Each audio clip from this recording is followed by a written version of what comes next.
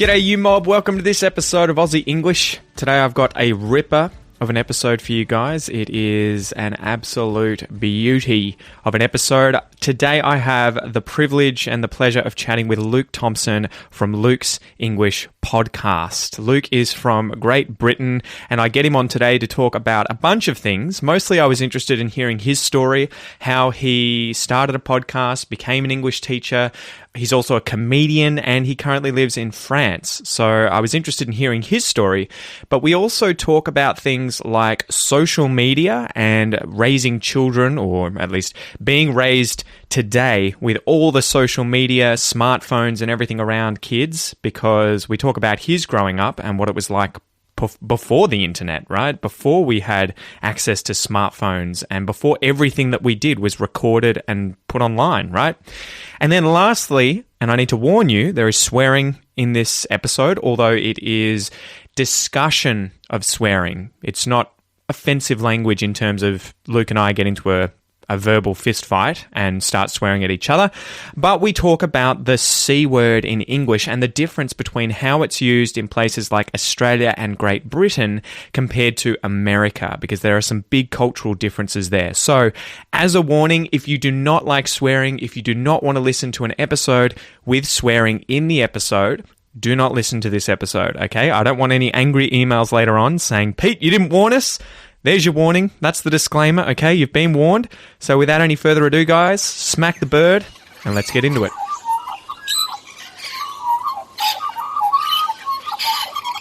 G'day, you mob. Welcome to this episode of Aussie English. Today I have special guest Luke Thompson. So Luke is the Luke from Luke's English podcast.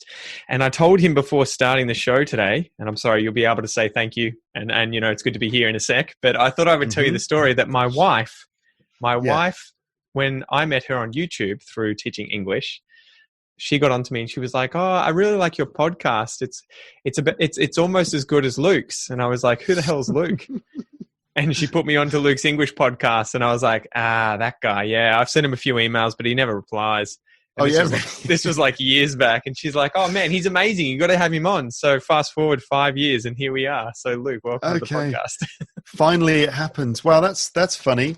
Sorry, I didn't reply to your emails before. I don't know what happened there. Man, it's all good. I don't even remember if I sent one. So who knows? Maybe I was high. Maybe I was smoking something. But I'm glad that we're here. Maybe. But wow, yeah. That's really cool. So, all right. Well, thanks to your wife for sort of introducing you to my stuff. That's great. I know. Well, it's really funny. It's a small world too, because I was saying to her just before, it's so funny. Every time I interview someone, she's like, "Who is it?" And I'm like, "You're not going to know them. You know, leave me alone. Get off my back. just you know, calm down. It's some author that you haven't read the book of or whatever." And I said, "Oh, I'm interviewing Luke." And she's like, "From Luke's podcast." Wow, really? Yeah. Well, I'm more famous than I realized. Well, it's funny for her because she's from Brazil, having learnt English as a second language only a few years ago. And she was learning from all these people. And now I'm sort of in this world talking to a lot of them. And she's like, "It's so weird." And I'm like, So wait a minute. So you met your wife, and I'm just going to go out on a limb here and sort of posit theory, which is you met your wife, and I suppose that her level of English helps in you two getting together. If she didn't speak such good English, it might not have happened, right? Exactly. She spoke phenomenal English, so maybe you can claim credit for that. So I'm now taking credit for the fact that you're with is it your girlfriend? No, she's my wife. It's your wife. We've got a 1-year-old son. I owe you my son's life as well. I'm going to take credit for all of it. Okay, it's all thanks to me and obviously all the other podcasters that she was listening to. I'll just walk out and just say, you know, afterwards, you're welcome. He said you're welcome. Yeah. So anyway, mate, I wanted to get you on the podcast to obviously have someone from the homeland on the podcast, but also because you have a pretty interesting background. Can you tell me and the listeners a bit about where you were born and where you grew up and what it was like? Oh, okay. So I was born in a town called High Wycombe, which you've probably never heard of, I suppose. Yeah, I don't think I have. I would be lying, I think, if I said I did. So it's just sort of just outside London, just to the northwest of London, and So that's where I'm from. But I didn't really live there growing up. I lived in West London with my family, and that was in the 80s. So there was lots of just sort of stuff playing with Star Wars figures and riding around on BMX bikes and watching films like BMX Bandits. Do you know that film? Well, it's got Nicole Kidman in it, right? Nicole Kidman's in it. She's Australian. Yeah, exactly. It's an Australian film, isn't it? BMX Bandits, I think. I just know that she's in it, so... Yeah, as far as I remember, it is an Australian film, and we used to love that film, and it's all about BMX kids, like riding around doing sort of cool tricks on BMXs and stuff, and Nicole Kidman's in it. So, yeah, just fairly normal kind of childhood. And also we moved to the countryside, sort of in the middle of nowhere, just outside Birmingham, and so lived there from about the age of 9 till about the age of 18 or 19 when I went to university. So, sometimes spent growing up in London, sometime in the Midlands. And then, just a normal sort of life in the 80s growing up, as a kid watching Ghostbusters and Indiana Jones and stuff like that. How much has life changed compared to the 80s growing up in Britain compared to obviously today, 30, 40 years later? I guess it's probably the same as it is in many places, that the internet has suddenly become so pervasive in our lives that I look back on my childhood and think how amazing it was that, we didn't have the internet constantly there all the time. And also growing up as a teenager, I'm very glad that I grew up without smartphones and without the internet everywhere and without Snapchat and all those different things and Facebook and stuff like that. I was completely free from that kind of pressure. I'm just imagining going to a party as a teenager these days and doing something stupid, as you do when you're going out and sort of getting drunk or something like that for the first time. These days you've got to be careful because everything's being captured all the time, and it's almost like these days it's starting to get to the point where you have to live your life as if it's being live streamed. Yeah. We're getting to that point. I remember once I heard a really interesting presentation from a student at school, and he was a Swedish guy who worked in the government and stuff like that. And he gave this talk, and one of the things he said was, these days you have to do everything as if it's going to be published on YouTube. So it's almost like you've got to, you can't really relax as much as you used to be able to in some respects. Well, the thing that scares me the most in today's day and age is the fact that you will be held to account by the worst thing you've ever done that can be found online, effectively. Yeah. So that at any time, everyone reserves the right to go through your Twitter or Facebook and find the worst thing you could have said, or at least the worst possible interpretation of something that you would have said.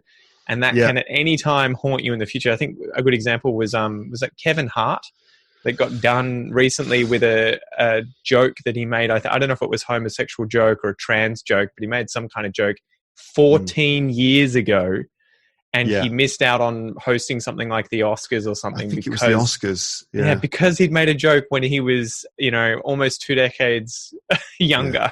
And you're just like, what is this? Like, it's just crazy, right?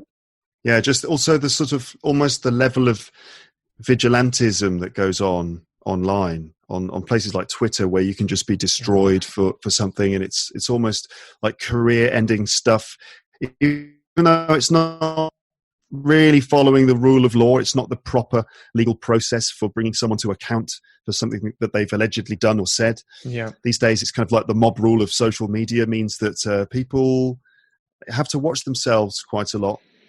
I mean, to some extent, it's good because it means that people are being held to account for the things they say and do. But on the other hand, sometimes it feels a bit like a kind of kangaroo court, to coin a phrase. Yeah, that's a good one. Do you say kangaroo court in Australia? Yeah, I think I looked this up and was thinking, it's got kangaroo in it. Was it made here? But I believe it's an American expression, isn't it? It may have. Yeah, I wonder what the origin of that phrase is, and whether it's sort of like a politically correct thing. I wonder if it's like we'll find out it's a racial slur somewhere. Yeah, a huge against racial Australians. slur. Yeah, on the behalf of the Americans. Well, I think this is some kind of kangaroo court. Well, I wanted to sort of get to that part eventually in today's chat with British culture versus American culture, and hopefully the listeners won't mind if we get too rude, because it's going to have to involve talking about the C word. But are you a fan of Ricky Gervais? You're a comedian, right? So you're a big fan, I assume, of Ricky Gervais. Have you seen his Afterlife TV show? Yeah, I watched, I think, the first season of it. Yes, and so he drops the C bomb quite a bit. So, and for those of you wondering what that is, I'll say it. I'm going to mark the episode as with rude language, but it's cunt, right? He says the word cunt, and he says it a lot. But he says it in a very different way from, I think, how Americans would use that word, right? So are you able to sort of talk a little bit about the cultural differences there and the word cunt? Because I find that very interesting. Okay. So it is, I think, I mean, if we don't go into like racial slurs and that sort of language, which is actually the most offensive stuff, really, cunt is the number one of, let's say, the sexual swear words. Yeah. Because you've got, like, in swear words, originally you had like religious stuff like damn and blast and god damn it and stuff like that. And then you moved into like more bodily sexual stuff. So you've got, read that one? Holy shit, A Brief History of Swearing. I have not read that, but that looks fantastic. It goes through exactly what you're saying, that it started with religious stuff, and then when the religion sort of slipped away, it started turning to sexual stuff and nudity and stuff like that. Yeah, exactly. So, the proper swear words that we use to do things like express our anger or to emphasize things or to refer to people. That's basically sexual words. And cunt, for some reason, is number one. I've talked about this on my podcast before. I've done episodes about swearing, and I've had discussions about this. And so, obviously, first of all, the meaning of the word is not really offensive in and of itself. I mean, we have other words that mean the same thing. Well, you could just say vagina, right? And it's not offensive in and of itself. Yeah. But you would never say, you vagina. You are such a vagina. People would laugh at you. But we do have the word twat. And that doesn't hit home. That doesn't hit home for us Australians. Nope. We don't use that. We don't use that at all. So when we hear that, we don't even know that that's what it means. We think it means an idiot, right? Like a ningbat or something, like someone who's a total moron, which I think it means, but it literally means a vagina, right? Yeah, it's exactly the same as cunt, but twat is like several stages below the C word in terms of its taboo-ness or its rudeness. And yet it basically is the same thing. Yeah. It works in the same way in sentences. It's a noun. It means exactly the same thing. It's a slang word, and yet it's not nearly as offensive as saying cunt, which is interesting. And it just feels so good to say, right? I don't know if it's the taboo or it's the what would you call it? The phonology of the word, the way in which we have this kind of say. A lot of our swear words have that, right? Like shh. Yeah. Yes. Exactly. That's a large part of it. Although twat has quite a good punch to it as well. And, we do use the word twat a lot. You twat, you fucking twat. See, we hear that and it just makes us giggle. I mean, I'm sure you would probably have the same to a lot of ours, but I find it interesting because as I was saying, Ricky Gervais is this famous comedian, and he was using the word left, right and center in the TV show. And Australians tend to use the word, but we don't often see it in TV shows, especially TV shows rated M. And so I would, in American shows, you'll never see it, right? Yeah. So I would say then that like three things. One thing is that Ricky Gervais is doing it on purpose. He's throwing the word in a lot because he's Ricky Gervais. It's Ricky Gervais, and that's what he does. He does sort of slightly shocking stuff, and he does it very well. So the other two things are different levels of the word or different ways the word is used. Yes. So certainly there's let's say two levels of it. So one is that it's like a really shocking insult that will shock someone if you say it, and it's not something that you hear on TV. It's like really harsh and cutting and very rude, and the rudest word. So if you call someone a cunt, you fucking cunt, it's like really I love how really your face harsh. lit up when you said that. Like you really feel like, I mean, I shouldn't say it, but it just feels so good. Well, there is actually, I think it's been proven that there is a therapeutic effect in Cathartic, swearing. yeah. And cathartic effect. And when we get angry, swearing can really help to reduce tension. So fuck's sake. I think they showed that with feeling something. pain. They had people put their hands in water that was frozen or like close to freezing, and people who were allowed to swear could hold their hands in the water for longer. So it does actually perform a function like swearing. Yeah. It's almost like a physical thing where it kind of like gives you a little boost or something like that. Or anyway, look at me using this forbidden language.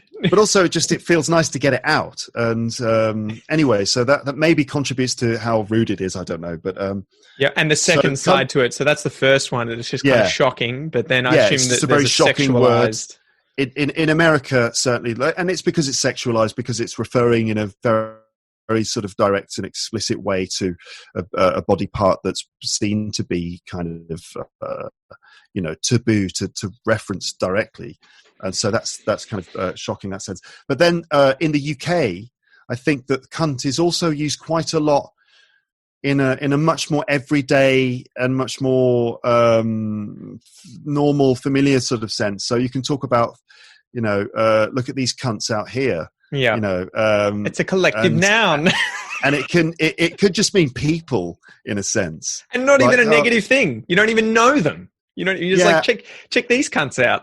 Yeah, exactly. Yeah. We can do that in Australia as well. Yeah, and particularly in I think up north and certainly in Scotland. So around sort of Glasgow area, people are talking about cunts meaning people quite a lot. I didn't realize we were going to linger on this point so much. I'm glad we did though. But yeah, so I think the main point I wanted to get to was the fact that Americans don't use the word at all unless they're using it in a very sexist way from a man degrading a woman, right? And calling her a cunt. Yeah. And that is why I think that's why they avoid it like the plague. Whereas in Australia, I think it would be the inverse, where you can use it on women, but I think the majority of the time you will ever hear the word, it will never be used on women in that way. It'll be used from a man talking about another man in a friendly way. Yeah. So you'll say, what's up, cunt? How's it going? if you're really informal with that person, it's a good friend. Almost jokingly, I'll do that sometimes. Like Kel today was saying, we're teaching my son to say g'day, right? So every time I see him, I'm like, g'day, Noah. G'day, mate. And Kel's like, are you going to make it really Australian? And I was like, what do you mean? And she's like, g'day, cunt. Like, can't teach him that, man. But I'm teaching my daughter how to speak with a bit of a Cockney accent sometimes. So I've been teaching her to say, "All right, mate." Oh, really? Which is really good fun. She's 2.5 years old, so she's speaking quite a lot. So I get her to say, "All right, mate," and it's funny. She's like, "All right, mate." And that's all right, mate, right? Like, and that's another thing you guys use to say hello. I think I saw that in Afterlife. He's like, "You're right." And I was like, why is he saying you're right? Oh, you don't do that in Australia? No. So when we meet each other, all right, mate? Yeah, all right. How's it going? No, we would never do that. I would say, hey, g'day. Yeah, g'day. How's it going? Or what's up? But if I said you're right, it'd be more, are you in a problematic situation? Like, are you okay? You've broken down? Right? You've broken down on the side of the road and you're doing your tire, trying to replace it. I'd be like, you're all right. Like, are you okay? You're all right. If I was English, if I'd broken down and you pull up and go, are you all right? I'd be like, yeah, I'm all right. Are you all right? Yeah, all right, mate. Far out, man. So, can you, after all the swearing stuff, can you tell me about how you started your podcast? Yeah. So, well, I mean, like kind of when I was with my brother in the 80s and stuff, we used to have these tape recorders. You might have had them too. They were sort of like this rectangular shape. Yeah. The speaker and a tape deck. And you could tune into the radio and you could record the radio on it. Yeah. And they had often little microphones inbuilt and you could record your voice. So my brother and I used to do our own stupid little radio shows and we would record commercials, adverts and stuff. and fool around doing different voices and things like that. And so I always wanted to do similar things, like record stuff and produce things. And I sort of did a few YouTube videos and some funny things. But I didn't know what to do with it. I needed an audience, really. Yeah. And, I'd been teaching at that point for probably about 10 years. And I did a podcasting course at the school that I worked in, because I had a special interest. They gave me a special responsibility for technology in the classroom, and this was in like 2008, 2009, just when podcasts were just sort of coming through, and they wanted to know about podcasts. And the idea was that at that time in TEFL, in English teaching, people thought that we would be using podcasts in the classroom, like the learners would be making the podcasts. That's what they were thinking. And so my school, and the whole course was built around this idea that you can get your students to record podcasts in class, which is like, that did not happen at all. And that, I think no one did that. Instead, what happened is, teachers started to podcast and things like that. And that's what I thought. I thought, I can do this. I've got a laptop. I've done this little course, so I know how to do it. And so I know there's an audience of people out there who are learning English in the world. So I need to just make something fun and something kind of personal, make it a bit like a radio show, and hopefully I'll be able to get an audience. And sort of just started from that, and it's carried on. I'm still doing it 11 years later. Has it changed much since you first began in terms of how you create the episodes and the kind of audience you have? So yeah, the episodes are longer than they were in the beginning, so they just crept up and up and up in length. I feel you. Which is, yeah. You experiencing that too? Yeah, and I never checked with anyone. I just sort of did it. It's hard to keep them short, but you don't have to. It's fine. I think that there's an audience out there of people who want to listen to longer things. Well, I found at the start, I felt like when I started getting to know the audience a bit more, I sort of realized that I needed to stop sort of patronizing them in terms of thinking that they were beginners or of an intermediate level where they needed me to slow down or give them simple content. And ultimately they would just like speak naturally. Don't be afraid to make them long episodes ultimately, because, slowing down to speak like this won't prepare us for anything. So just, create real interesting content. Yeah, that's it. I think that ultimately after 600 and whatever episodes, I've part of it is this. It's sort of like two things really. One thing is that you've just got to give people interesting content that they can listen to. The idea is it has to be engaging in some way. They have to want to listen to it. They have to enjoy listening to it. And if they can then use that content to listen more regularly, listen for longer periods and listen long term, this is ultimately extremely good for your English, because it gives you tons of input. And, you've got to absorb English as much as possible. You've got to hear what it sounds like in order to know how, what the language is. Because the language is not just a system of rules written down or words in a dictionary. It is a communication system. So you've got to hear English actually being used. And I think, so I decided that I just got to make content that's like that exactly is designed for learners of English. And I talk to learners of English, thinking about them and their needs, but ultimately I'm trying to present them with just interesting, natural conversation that allows them to listen more. And then on the other side, you've got like kind of specific teaching stuff, and that would be teaching language points and doing pronunciation exercises and things. And I used to do that a lot more in my earlier episodes. There was like definitely a language point in each one. And after a while, I started to break away from that. But I've come back to it because I do my premium episodes, and that's all about teaching the language. And I think something like episode 75, it was like, I'm going to just do an episode where I just talk and I've got nothing planned. It was like a really big deal. Like, is this a good idea? I was so concerned that no one would like it. And I did that. It was like, let's see if I can talk for 30 minutes and I'll stop it. And I managed to do it. And then I realized, I can just kind of do that. I could just do my kind of late night radio show kind of thing where I just ramble on a little bit and tell stories. And that's equally as good, if not better, than the teaching stuff. So, I think that I always wanted to put my creative energy into doing it and try to do as many weird and different things. And in the archive, I've got loads of pretty odd stuff that I've done. which is the great thing about podcasting, is that you can just kind of do anything. So a lot of improvised nonsense, lots of stupid stories and experiments. And I planned a bank robbery with my friends and did a sleep meditation episode where I guide you to sleep. And you've got the voice for that, so that'd probably go pretty well, I think. Any of those meditation ones, or so basically, over the years, I've just really enjoyed having fun with it and using my voice and doing lots of things and doing music and things like that. So I think that's how it's kind of changed. It just became less directly about teaching and more just about producing interesting content that exposes people to English.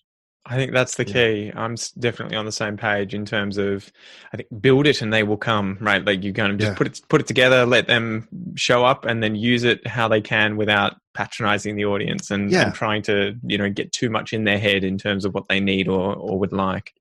Yeah. Just to provide them with just like this sort of monologue of English that goes through their head all the time. I think it must rub off. I'm sure. Does that weed you out? Have you met anyone yet who's been like, I know you?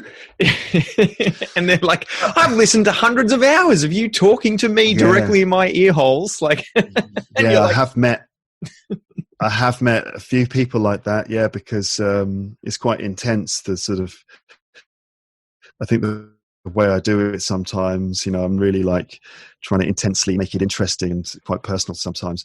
And so I do meet people who have listened to it for years. Yep. And who, as far as they're concerned, they know everything about me. And it's very odd because I don't know anything about them. So that can be quite a strange experience. But, I had one where I was in, I don't know if you know much about geography in Australia, but I live in Victoria in the southeast near a town called Melbourne, or a city called Melbourne, second biggest one in Australia. We moved to Canberra, which is the capital, about 8 hours north. And I remember when I first moved there, we were shopping for underwear, funnily enough. And other clothes as well. But I remember that I was in the underwear department because I received a message that evening saying, "Hey, Pete, saw you buying undies tonight. How are you going?" And just being like, why didn't you come and just say something?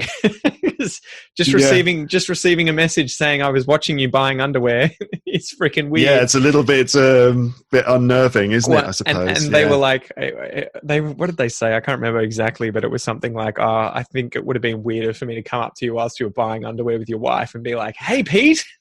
Yeah, that is a fair point. So I was like, fair call. But it is interesting because I get a lot that say, I've listened to you for so long and I get to know you, and you have to kind of, remember that you have that impact on people, right? Especially with something like podcasts as opposed to YouTube. Yeah, I guess so. I mean, it just gives you a tiny hint of what it might be like to be a famous person. Yeah. Like I worked out yesterday, in fact, my wife worked out that we think that I'm the fourth most famous Luke Thompson in the world. How did you work that out? You just did a Google search for all the others, did you? She Googled me and she sort of checked to see where I arrived. I was actually third in if you Google Luke Thompson, I actually came third. Damn. And so there are 2 rugby players called Luke Thompson. It's a pretty common surname, right? So you're doing pretty well to come third or fourth. Yeah, it's common in the UK. It's common in Australia, I believe, in New Zealand, and it's common in Canada too. Not so much in America, but 2 rugby players. There's a country musician, I think, called Luke Thompson, and then it's me. But on Google, I actually come third. So I'm either fourth or third in terms of the global rankings for being Luke Thompson. Who did you push down the rankings? I don't know. Yeah, the country singer? There's someone else. There's an actor who was in what's it called, Dunkirk. Okay. I think he's an extra because he's on the IMDb, but there's no photo for him. That's when you know you've made it. He's just one of the many soldiers that were like standing on the beach. The dead guy. So I think I pushed him down to 5th position, maybe. Bugger. But it does give you a slight hint of what it's like. I mean, for me, I feel like I'm sort of very well known with some people, but I walk around in my normal life in the streets of Paris where I live, and people don't notice me or recognize me. But when I'm with my friend Paul, who's quite a famous person here now, people are always stopping him in the street and taking photos of him and stuff. Is that what's his full name, if I can ask? Paul Taylor. Okay. Yeah, I know. he does comedy. He speaks French very, very well. He's a stand-up comedian. He does Brilliant. shows in French and English, and he kind of has become quite well known. So finishing up, how did you become a comedian? Because you're also that, as well as, wearing all these other hats in terms of teaching English. So it was actually the same year that I started doing the podcast. I did the podcast in April, and then I was seeing a girl, and she recommended that I did this comedy course thing, this series of workshops. So she would have sat you down and said, "I think you're a pretty funny cunt."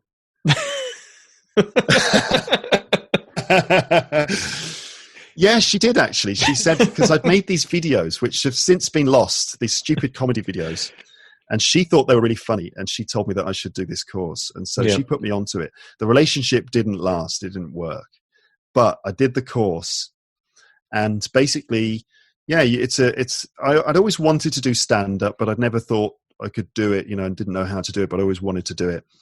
And in the course, you basically learn the basics of certain things, like even down to taking the microphone out of the stand, knowing how to position the microphone, understanding the lights and stuff, and also how to build a 5-minute set. And you learn different sort of joke creation techniques and games and things to open up your mind. And the first half of the course was excruciating because I felt like I wasn't funny, no one was funny, and it was really painful, and we were really out of our comfort zones all the time. And then for me, around the middle of the course, suddenly I kind of it came to me, like I all the things we've been working on just sort of exercised this comedy muscle, and it was like, I think I can come up with funny stuff. And I started writing it all down, and I developed my 5-minute set, and then I started doing it, and my first gigs went quite well, and I got the bug for it. And once you kind of get the bug for doing stand-up, it's very hard to stop. I didn't do it enough in London because it's difficult to travel around and all that stuff. And then I moved to France, and funnily enough, there's a little comedy scene in English here. No kidding. I kind of jumped into that, and that was fantastic, and it kind of really helped. Because I got suddenly a perspective and a voice and a uniqueness. Either they're French people watching me, or it's American people, Brits and other people. And so, I was able to lean on my whole kind of Britishness a bit more, which kind of is quite fruitful for doing comedy. So that's it. And so I still do stand-up comedy, and I've kind of hopefully brought some of it into the podcast a bit. It just allows me to kind of do funny stuff sometimes. Well, I think we need more of that, though, right? In today's day and age, we need more people to have a sense of humor, not take themselves too seriously. Comedy is very important. Yeah, I think so. Yeah, we've always got to try and have a laugh. It's good for you. It's like swearing. Yeah, that's it. Anyway, it's actually good for you. I've kept you for 30 minutes, and we're about to switch over onto your podcast. So as we finish up, where can people find out more about you and what you do, Luke? So probably the best place is just my website. So that's teacherluke.co.uk, teacherluke.co.uk. And they can find most of the stuff there, all my episodes, the premium stuff, and all the other things that I do. Also, there's my YouTube channel, which is just Luke's English Podcast on YouTube, or you can just search for Luke's English Podcast. I've got an app as well, so you can listen to all my episodes there. It's the Luke's English Podcast app on the App Store. And on if you phone search soon. On the phone soon. Yes. If you search Luke Thomas too, you'll be third on Google, right? Third or fourth in the list, depending on whether that actor has got another job yet or not. Well, Luke Thompson, thank you so much for coming on the podcast. I really appreciate it. Pleasure. Thanks for inviting me.